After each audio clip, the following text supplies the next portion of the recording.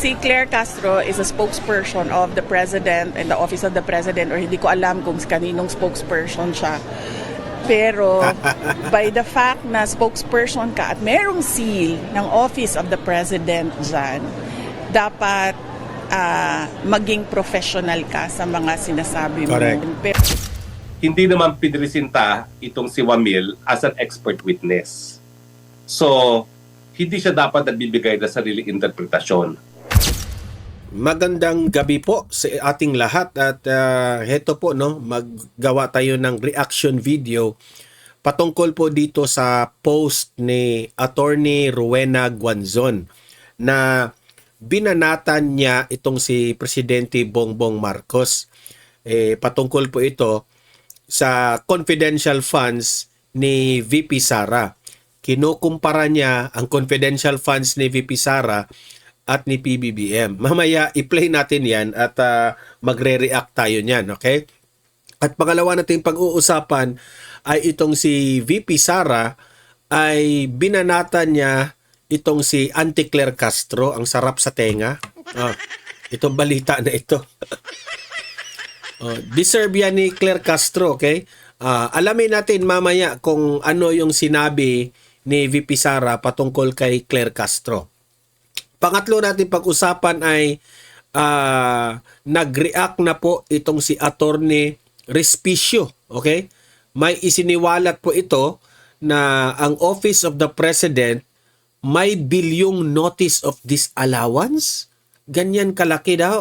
So, alamin natin kasi mga maiinit po at mga maaanghang po ang mga banat nitong si Attorney Respicio. Okay? Mamaya i-play natin yan, magre-react tayo din yan.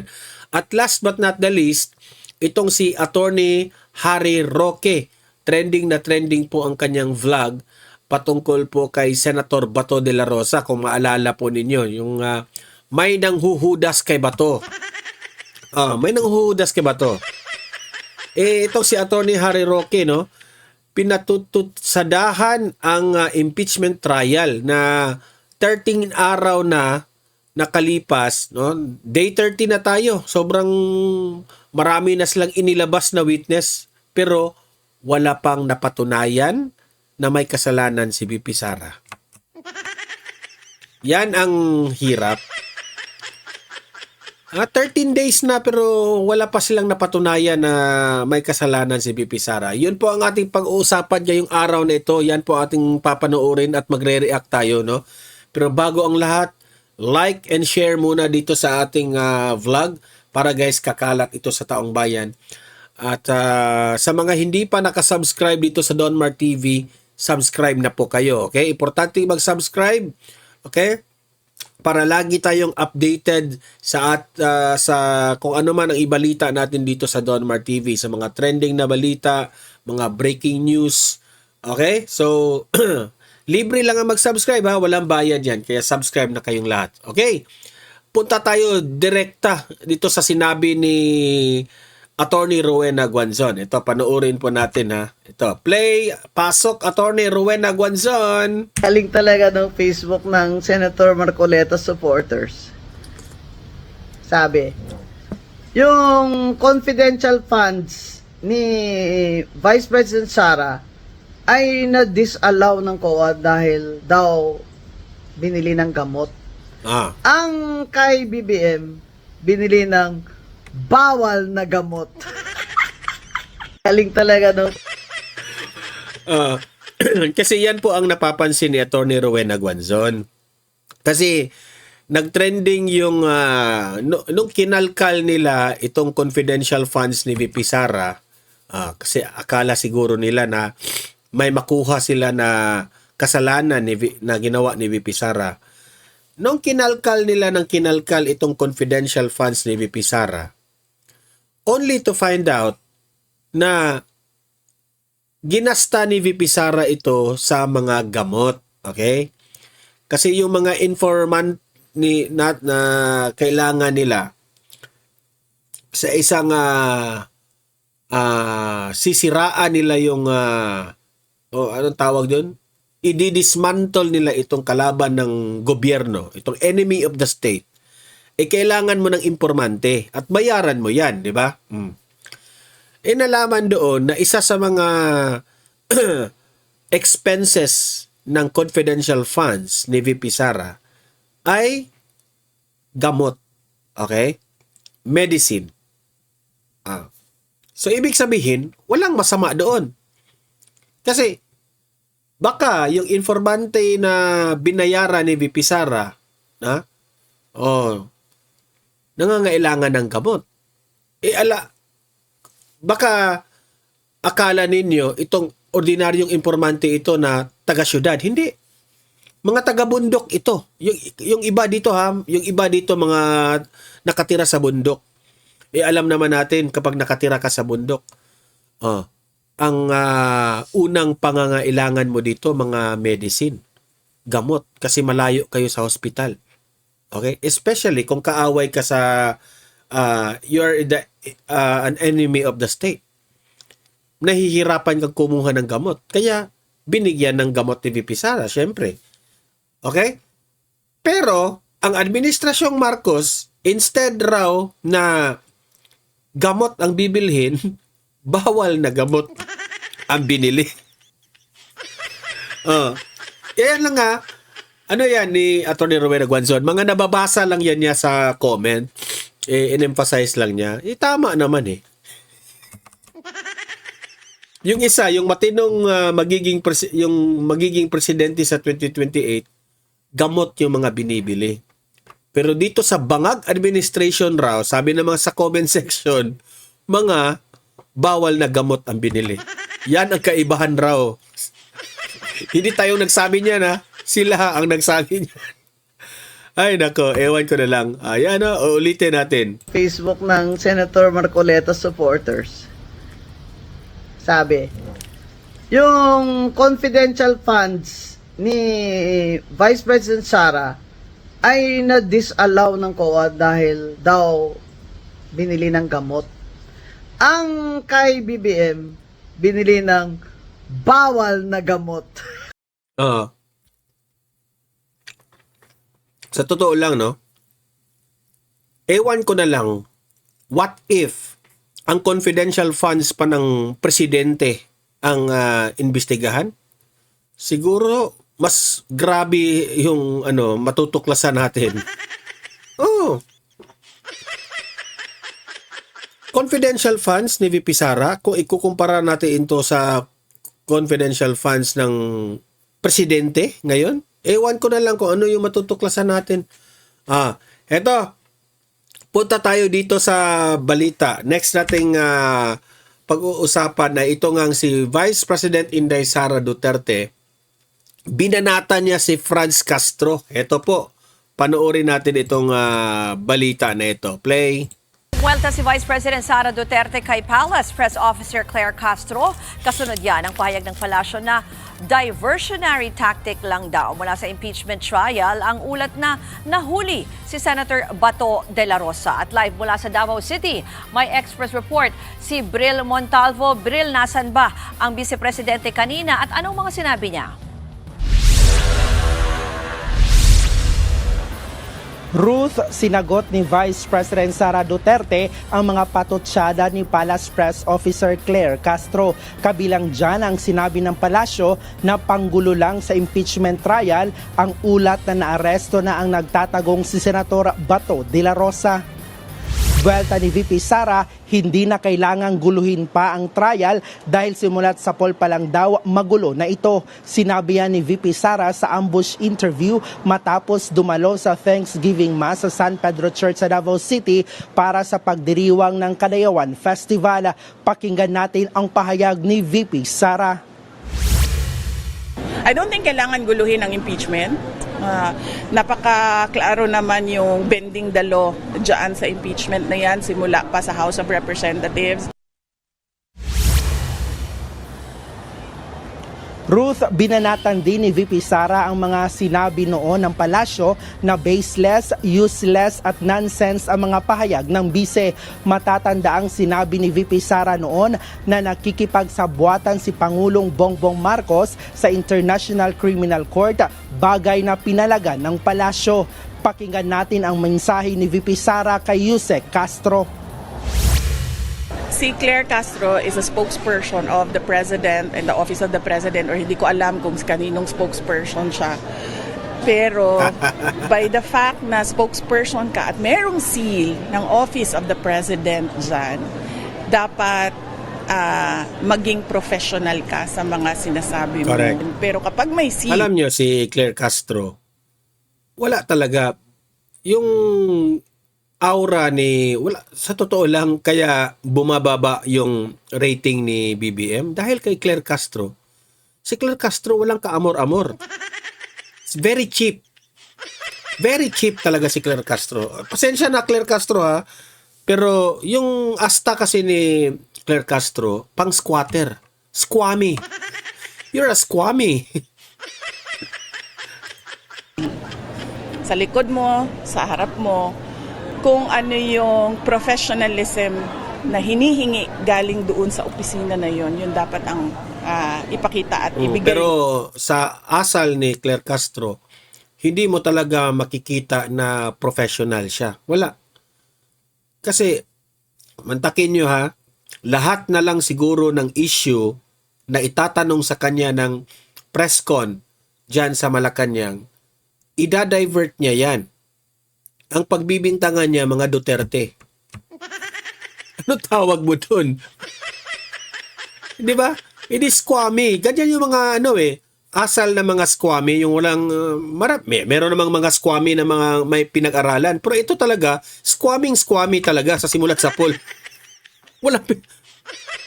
Hindi ko nga maintindihan na bakit naging lawyer pero squammy yung asal. Di ba? Mo sa taong bayan. Ruth, muli ring pinuna ni VP Sara ang aniyay pangaharas ng administrasyon ni PBBM sa kanyang mga kritiko. Sabi ng bise, politika ang pinagkakaabalahan ng gobyerno imbes na magserbisyo sa taong bayan. May pattern na raw ng panggigipit dahil hinahabol at pinagbabantaan umano ang mga hindi sumusunod sa Pangulo. Yan muna ang latest. Balik sa iyo, Ruth. Yan po ang So, ano lang yan? Sa madaling salita, ang administrasyong Marcos kasi, ano sila yung parang threatened sila ni VP Sara. Kasi alam nila na si VP Sara po ay sobrang mataas po ang trust rating. Anong ibig sabihin? Ang tao po naniniwala na si VP Sara lamang po ang makapagpatuloy sa ginawa ng kanyang tatay. Imagine that one. Maganda na sana yung nasimulan ni President Rodrigo Roa Duterte, no? Noong next president na bangag, sinira niya lahat ang nasimulan ng Duterte administration. Sinira niya. Pina-understand ko sa inyo ang pattern. Nagugustuhan ng taong bayan yung pamumuno ni Tatay Digong. 'Di ba? Criminality naalis, yung droga naalis, yung corruption hindi man siguro natanggal lahat, pero natatakot yung mga government officials na mangungurakot kasi very strict si Tatay Digong. Meron po siyang ginawa na ahensya ng gobyerno, yung PACC ba yun, no? Philippine Anti-Corruption Commission. So yung mga Makati ang kamay sa House of Representatives, nahihirapan silang magnakaw. Kasi may PACC na nakabantay. Yun yung panahon ni Tatay Digong, Noong pumalit na si BBM, tinanggal ni BBM yung PACC. Yan, nakapagtataka yan, Yan nga ang malaking tanong, bakit tinanggal ng Marcos administration yung PACC, Philippine Anti-Corruption Commission? Nung tinanggal na yung PACC, busog na yung mga buhaya sa House of Representatives. Busog sila. Oh. Kaya ngayon, ang taong bayan, malaki ang trust rating ni VP Sara kasi ang taong bayan gusto nila maibalik yung Duterte style of government. Kasi alam nila maganda ang resulta kapag Duterte po ang namumuno dito sa bansa natin. Palakpakan, palakpakan. Kaya ngayon, sa madaling salita, itong administrasyong Marcos na ito, they are threatened by Vice President Inday Sara Duterte. Yun lang. Hindi na natin paligoy-ligoy pa. They are threatened. Kasi kung mapresidente itong si VP Sara, masaya ang Pilipinas. Magiging masaya ulit ang bansang ito. Hindi kagaya ngayon, kailangan pa mag-ayuda ni BBM para lang pumunta yung tao sa kanya. Gagamitin mo pa yung pera nila, Ito, pakinggan natin itong si Attorney Respicio. Maanghang rin ng mga salita nito eh. Kasi raw, tinatanong ang Office of the President, may bill yung notice of disallowance? Nagtatanong lang sila, Tapos kung makaturo kayo kay VP Sara, wagas. Imbestigahan natin yung presidente, yung confidential funds ng presidente. Tingnan natin kung ikukumpara natin kung sino yung may katiwalian. Di ba? Ito, panoorin natin. Ito, play. Bigyan po natin ng context ito. Ang Office of the President po ay meron ding mga audit findings, mga notice of disallowance. Tanong po ninyo, mas malaki po ito sa 70 million plus na binanggit nila sa impeachment kanina. Ang meron po sa Office of the President ay 490 plus million pesos. Kalahating bilyon po na notice of disallowance na ina-appeal nila ngayon. Ibig sabihin po ba ay ninakaw na kaagad ni BBM yung kalahating bilyon na iyon? O, sasabihin po nila, syempre hindi. Ganun din po ang gawin natin kay VP Sara Duterte. Dahil malaki po ang opisina nila.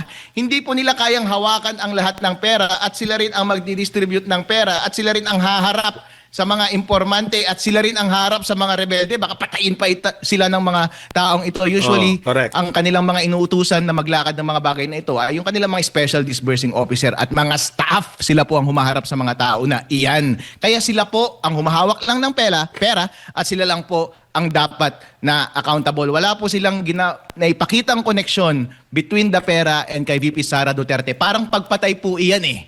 Parang murder po. Kapag sinabi mong murder, ang may kasalanan lang ay yung pumutok ng baril.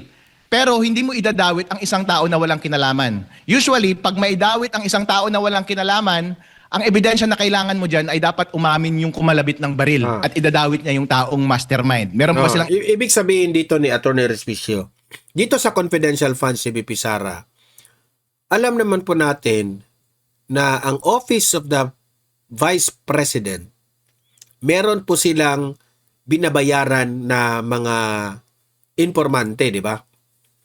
Yung bumibili ka ng impormasyon, binabayaran mo yon. Ngayon, hindi po pwede na si VP Sara po mismo ang gumalaw niyan. Hawak ni VP Sara yung pera, tapos pupunta si VP Sara doon sa bundok, tapos hahanapin niya yung mga informant doon o babayaran kita. Sabihin mo lang kung saan o ano yung mga plano ninyo. Hindi po pwede. Meron pong mga yan nga ang term ni Atty. Respicio. Meron po mga disbursement officer na gumagawa po nito para sa Office of the Vice President, di ba? Hindi po pwede na si VP Sara mismo ang isa-isang magbayad niyan. Kaya, kung ito mga disbursement officer, kung meron man silang mga ginagawa na binabayaran na mga informanteng mga tao, hindi mo, kung meron man silang question dito sa mga disbursement officer na ito, sila yung questionin mo. Hindi nyo pwedeng doon kaagad ni VP Sara ninyo ibintang. Nag-gets ninyo ang point ni Atty. Respicio? Kahit pa, let us say, meron talagang nangyaring let us say, merong mga inconsistencies sa ilalim, no, sa disbursement officers. Yung mananagot dyan, yung disbursement officers. Okay? Hindi mo kaagad ituturo yan kay VP Sara. Si VP Sara ang nagpatakbo ng opisina niya.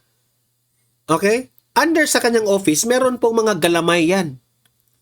Kung may kagaguhan yung ginawa ng mga galamay ni VP Sara, hindi mo ituro yan kay VP Sara. Yun ang imbestigahan ninyo kung may question kayo. Okay? At ako naniniwala, ito mga disbursement officer ni VP Sara, alam kong malinis ito lahat. Kasi si VP Sara po is very strict. Kaya, kung meron man, at ako hindi naniniwala, kung meron mang kabalastugan itong ginagawa ng Office of the Vice President, hindi mo pwedeng ituro kay VP Sara yan. Yan ang point ni Atty. Respicio dito. Ang ebidensyang ganyan ngayon kay VP Sara Duterte, wala po. Wala pong nagtuturo na siya yung nag-control at active na nagmanyubra ng lahat ng paggastos at ang sinasabi nilang pagkupit ng pera. Wala po silang ganong connection na na-establish at testimonya. Kaya hindi po nila pwedeng ituro na si VP Sara Duterte ang managot kasi wala naman siyang hinawakang pera.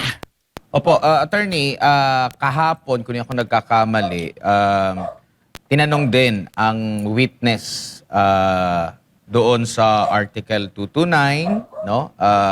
Tsaka yung sa Republic Act number 3019 Section 3 paragraph K, ito'y patungkol doon sa mga mga confidentiality po, no? Mga batas na merong mga clause din na tungkol sa pagiging confidential ng mga information at iba pa. Sa tingin niyo po, nai-apply ba nitong taga-COA na itong mga batas din na ito, kasabay nung kanyang paggamit din sa Joint Memorandum Circular ng COA at DBM?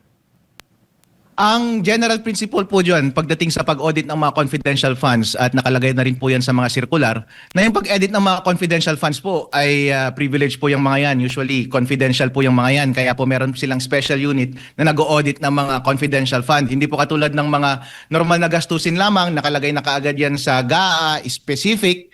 Tapos kapag i-audit mo po, ready ka agad yan for inspection ng ibang tao, hindi mo na kailangan ng clearance. Pero po ang nakalagay sa COA circulars ay specifically for these confidential funds, in-acknowledge nila yung confidentiality ng mga information and pagiging sensitive ng mga information na involved dyan. Kaya merong isang department mula sa COA na nag-dedicated na mag-audit lamang ng mga bagay na yan. At kapag binibigyan sila ng information tungkol sa mga bagay na yan, ay dapat protektahan nila yung confidentiality, nakaselya yung information at saka lamang bubuksan kapag rine-require ng batas. Opo, attorney, tama po ba na questionin yung ahensya, na yung opisina, kung bakit siya merong confidential fund? Kasi nabanggit din ng witness na dapat batay sa kanyang mandato. Like halimbawa, kagaya po dito sa katauhan po ni Vice President Sara, meron siya dati sa unang taon for OVP and at the same time dito po sa DepEd. Dapat bang questionin ito? Meron ba siyang karapatan, yung taga-COA, na mag-question bakit siya merong confidential fund, attorney? Kasi ito rin yung pinapalutang nila na kinukumpara nila sa nakalipas na mga vice president, nakalipas na mga education secretary na wala daw pong mga kagaya nitong confidential funds. Wala po sa katayuan ng COA auditor na sabihin kung tama o mali na magkaroon ng confidential funds ang Office of the Vice President. Ang pagkakaroon po ng budget for confidential funds, ang isang opisina or ahensya ay pangunahing responsibilidad po yan ng Executive Department. ng presidente po, office po ng presidente, dahil sila po ang nagpro-propose ng budget doon sa Kongreso. Kongreso po ang nag-a-approve. Nung umpisa po, syempre pwedeng mag-request, sasabihin, ang totoong proseso po niyan ay tatanungin nila yung specific agency, ano yung mga kailangan mong funding. Sasabihin ng agency, ba kailangan ko ng ganitong funding, including confidential fund. Isasubmit nila sa Office of the of the President. President ang mag-approve, ilalagay niya lahat ng plano, at yun ang ipapa-approve nila sa Congress. So kapag nalagyan po ng confidential fund ang Office of the Vice President, kasalanan na po yan ng Presidente at ng Kongreso, at hindi nyo pwedeng sabihin na kasalanan lamang yan ni VP Sara Duterte. At it is not as though it is wholly wrong or it is wrong at all na magkaroon ng confidential funds ang isang Office of the Vice President, dahil po siya ang pangalawang executive ng ating bansa. Ang traditionally po, ang executive department ang merong confidential funds dahil sila ang sila yung chief ng ating defense, at sila yung in charge sa pag-execute ng batas at pagtugis ng mga NPA, ng mga rebelde at ng mga terorista. Pero po, syempre, yung susunod na executive, yung next executive, by inheritance, pwede po siyang magkaroon din ng confidential funds. Kasi po, anytime kapag maging incapable or unqualified na yung ating presidente, na maging presidente, maging executive, syempre siya yung automatic na tatayo bilang presidente. So habang nagsasabay po silang magtrabaho, dapat po preparado ang ating Office of the Vice President na i-address ang ating problema sa terrorism at rebellion kung sakasakaling siya man ay umupo bilang presidente ng Pilipinas. Kaya hindi po objectionable na magkaroon ng confidential funds ang Office of the Vice President. And tingnan po natin, marami pong mga executive departments sa ating gobyerno ang merong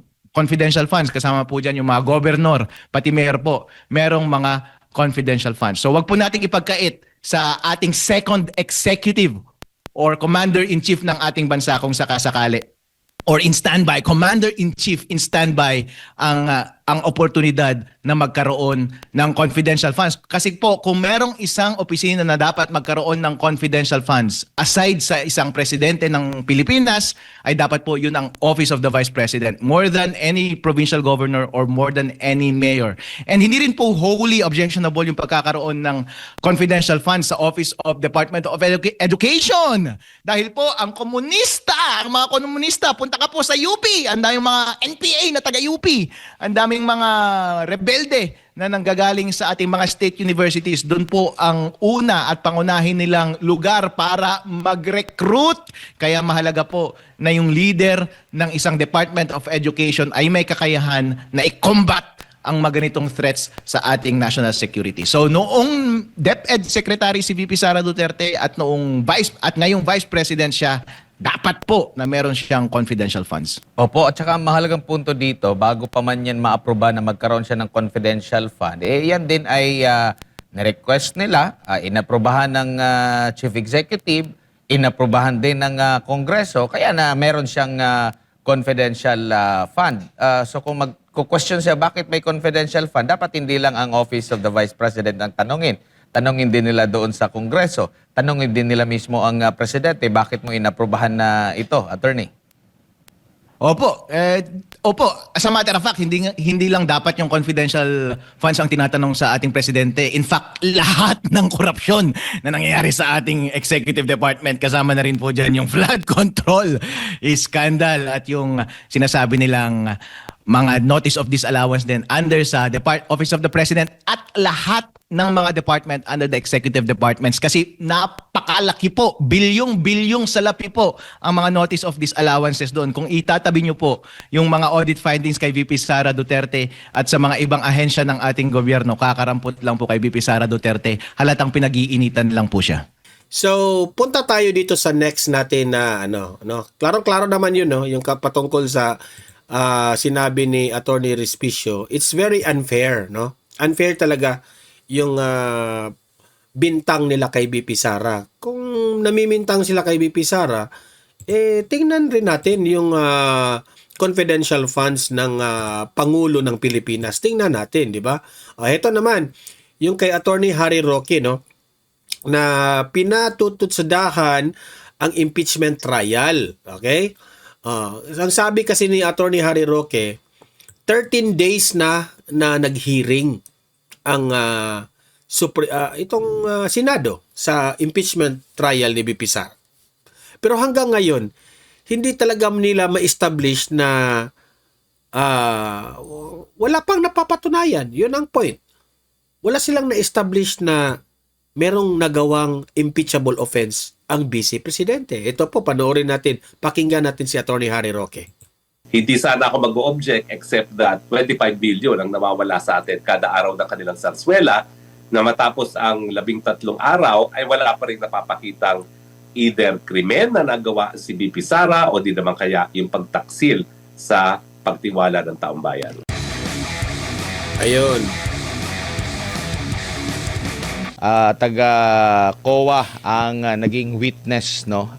Ano ba ang mga mahalagang punto na dapat malaman ng taong bayan sa impeachment trial kay Vice President Sara Duterte na isinalang po nilang witness po, attorney? Well, naguguluhan nga ako bakit ang mga testigo na sinalang ng prosecution ay isinalang. Unang-una kasi, yung mga obserbasyon na sinabi ng witness no na nagtestigo kahapon at ngayon, natapos ngayon, ay mga personal na mga observation. Hindi yan opisyal na observation ng COA itself. Kasi ang COA will speak only in terms of a notice of yung denial, no? O di naman kaya order ng commission mismo, no? So ang isang individual na auditor I cannot speak on behalf of the commission, no? Una-una. Pangalawa, lahat ng mga observations niya observations lamang, no? At hindi po siya pwedeng maging conclusion na nagkaroon ng paglabag ng batas si VP Sara o di naman kaya ay paglabag sa tiwala ng taong bayan, yung betrayal of public trust, no? Kinakailangan may kwento pa rin kung paano naging kriminal yung mga bagay-bagay na pinapatunayan ng mga dokumento dahil ang mga dokumento mismo ay hindi po pwedeng magkwento. Kaya nga, nagkaroon ng konklusyon itong COA auditor na unang nag-testify ngayong araw nito na wala naman siyang nakita at wala siyang personal na kaalaman na kahit anong pagkakamali o kriminal na bagay na ginawa ni VP Sara at syempre sinabi rin niya na wala rin siya nakita na ni isang sentibo na napunta sa personal na bulsa ni VP Sara, no? So far, yung unang testigo sa COA, dating ex-COA na pala yan, hindi na siya COA, no? So hindi natin siya mapapaniwalaan na sa public officer na merong sinumpaang katungkulan na sabihin ang katotohanan, no? Dahil hindi na siya taong gobyerno, siya ay taong pribado na, ay mga personal observations lamang, no? At hindi po pwede maging basihan para nga sa kahit anong legal na conclusion na merong graft for corruption na ginawa si VP Sara or di naman kaya ay betrayal of public trust. Pagdating dito sa pangalawang testigo, hindi naman umusad kasi nga hindi rin pumayag sa stipulation itong mga depensa. At tama naman, no? Kasi bakit sila papayag sa stipulation, hindi naman nila alam kung ano na yung mga acknowledgement receipt na pinapakita dahil gaya nga sinabi ng Attorney Ferrer, mula nung na-issue yung mga acknowledgement receipt na yan, hindi na nila hawak yan. So hindi nila alam kung yan talaga yung mga acknowledgement receipt na nakita ng tanggapan ni VP Sara. So ngayon talagang magkakaroon ng delay kasi hindi nag-stipulate, kinakailangan isa-isahin pa yan na ikukumpira sa original at kinakailangan ilay din ng foundation kung sino ang gumawa niyang mga acknowledgement receipts na yan. Kasi hindi lang naman yung comparison with the original. Kinakailangan kilalanin din ng taong gumawa ng acknowledgement receipts yung mga ARs na yan. Otherwise, hindi pa rin siya pwedeng tanggapin dahil hindi siya magiging authenticated documents, no? So by and large, itong 2 araw talagang nakalipas, sa tingin ko, wala pa rin napatunayang either kriminal na gawain sa parte ni VP Sara o di naman kaya kahit ano na magpapatunay na mayroong pagtataksil sa pagtiwala ng taong bayan sa kanya, no? Dahil ang mga dokumento nga, gaya na aking sinabi, hindi naman yan nagkukwento. Kinakailangan meron pa rin tao na magkukwento at itatagni-tagni sa kwento nila yung mga dokumento bilang mga patunay. Opo, clarify ko lang muna, attorney, no, dahil si Attorney Wamil ay nasa COA pa rin pero siya na yung team leader, audit team leader ng COA Pasay City At dati siya sa COA, Intelligence and Confidential Funds Audit Officer, ICFAO, na nakakasaklaw doon sa confidential funds ni Vice President Sara Duterte. Dito tayo I sa... stand corrected. Opo, I attorney. stand corrected. So, taong gobyerno pa rin siya, but hindi mag-iiba yung obserbasyon ko na lahat ng mga sinabi niya ay personal observations niya at hindi opisyal na findings ng COA itself.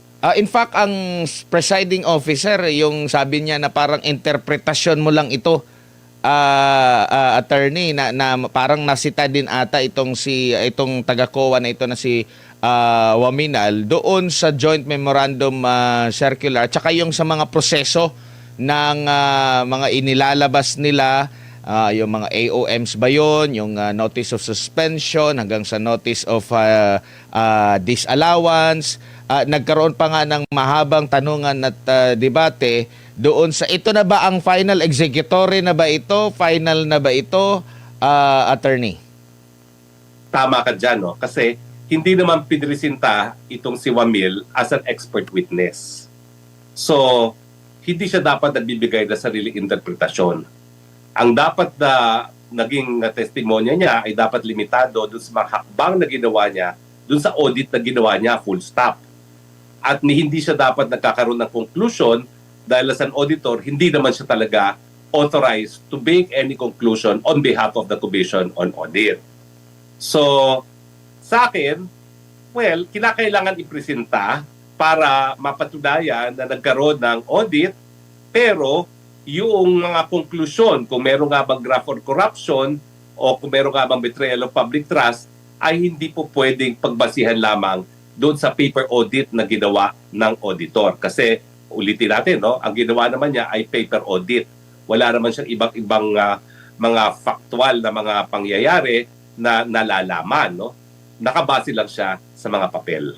Opo. Doon po sa claim na parang kumpiyansang-kumpiyansa si Waminal na tanging si Vice President Sara Duterte lang ang merong confidential funds at kalaunan prinisinta rin ng depensa na hindi lang pala si BP Sara ang may confidential fund sa ilalim ng Office of the Vice President, pati rin pala si Binay. Tapos parang napatanong pa si Attorney Waminal, na-liquidate na ba ito? Bakit siya magtatanong?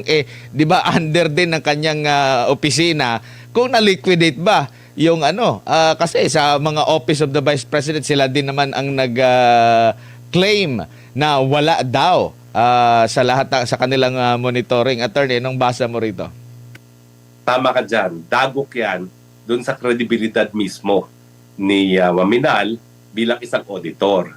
Kasi nga, nagkaroon siya ng conclusion, tanging si VP lang ang Vice President na nagkaroon ng confidential fund. Tapos pinakita sa kanyang dokumento na mali siya.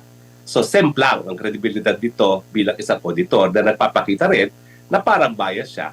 Dahil yung mga conclusions niya, pinapanigan na niya ang prosecution at napatunayan naman ng depensa na mali yung kanyang conclusion.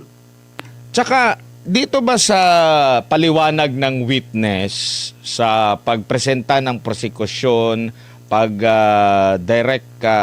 cross-examine ng depensa, natalakay kasi dito itong Joint Circular number 2015-01. Natumbok ba nila na ang accountable dito direkta kung merong mang mali na nagawa ang vice presidente rin po, attorney? Or parang idinikdik lang talaga nila na kasalanan nito ni BP kasi walang liquidation na tama sa kanilang pondo? Isa pa yan, no? Sa tingin ko, it's asking too much para ang Vice President mismo ang maging makonsidera na disbursing officer and responsible officer sa kada kusing na lumalabas sa kanyang opisina. Tingin ko that is impossible. Kaya nga, ang dami ring staff ng OVP ito. So, kinakailangan talaga kilalanin kung sino yung responsible officer pagdating dito sa mga pag-i-issue ng mga resibo, etc. etc. Hindi dapat asahan na ang Vice President mismo in charge yan. Otherwise, mag-i-insist tayo. Dapat si Bongbong Marcos din ang authorized ng responsible officer to account for every single cent na ginagastos ng Office of the President. Sa confidential fund, alone pa lang ng Presidente, 5 billion na yan minimum. No? Paano ngayon yan masusubaybayan pa ng presidente. I think that's asking for too much para maging responsible officer for disbursement and for accounting purposes ang Vice President mismo. Opo. Tsaka So, yan po no. Napatunayan po dito sa pahayag ni Attorney Harry Roque na hindi nila pwede yan na ituro yan kaagad kay VP Sara. Okay? Kasi yung alam naman po ng lahat na kahit nga siguro itong mga prosecutors at itong mga taga House of Representatives, alam nila yung confidential funds ni VP Sara, binibigay ito galing kay Bongbong Marcos, the Office of the President. 'Di ba? So, kung meron mang mga inconsistencies sa ilalim sa mga galamay ni VP Sara, hindi ba pwedeng ibintang yan kay VP Sara? Kung ibibintang man yan kay VP Sara, unang-una sa Office of the President. Kasi siya yung unang nagbigay. 'Di ba? So maraming mga inconsistencies and at the same time sablay yung COA witness na kinuha ng mga prosecutors, hindi mapatunayan na merong kinulimbat na pera si VP Sara na ibinulsa niya mismo. Na iginasta ito ni VP Sara sa kanyang pansariling mga kagamitan o anumang ginasta ni VP Sara, wala silang napatunayan dito. Okay? So ayan, no? Sa mga audience ko dito sa Donmar TV, narinig man ninyo, so libre kayong mag-comment, mag-react sa inyong opinion at ilatag nyo ang inyong comment sa comment section at babasahin natin yan. Okay? Paki-like, paki-share itong video na ito para kakalat ito sa taong bayan. Sa mga hindi pa nakasubscribe, subscribe na po kayo. Okay? See you in my next video. Have a great day, have a great night. God bless po sa ating lahat. Mabuhay ang Pilipinas and God save the Philippines.